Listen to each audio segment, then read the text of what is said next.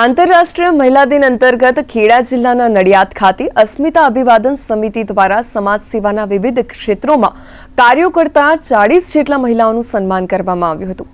વિવિધ કાર્યોમાં અગ્રેસર તેમજ ઇલેક્ટ્રોનિક્સ અને પ્રિન્ટ મીડિયા સાથે સંકળાયેલી મહિલાઓ સહિત આંતરરાષ્ટ્રીય કક્ષાએ રમતગમતમાં અગ્રેસર તેમજ સખી મંડળ ચલાવતી તેમજ વિવિધ ક્ષેત્રમાં આત્મનિર્ભર બનેલી બહેનોને સાલ ઓઢાડીને સન્માનિત કરવામાં આવી હતી।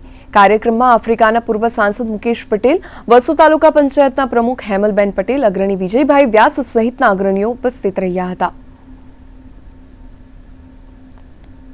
અભિવાદન સમિતિ દ્વારા આજે અમારી નારી શક્તિનું અહીંયા બહુ સન્માન કરવામાં આવ્યું છે અને હું 2009ની સાલથી એક સખી મંડળ ચલાવી રહી છું, જે આપણા માનનીય વડાપ્રધાન શ્રી નરેન્દ્રભાઈ મોદી જ્યારે સીએમ હતા ત્યારથી હું આ નારી શક્તિના જે સખી મંડળ ચાલે છે એની અંદર હું ત્યારે કામ કરી રહી છું અને મોદી સરે જે પણ અત્યારે અમારી બહેનો માટે જે પણ કર્યું છે એના માટે હું આપણી ભારતની સરકારનો હૃદયપૂર્વક ખૂબ ખૂબ આભાર માનું છું।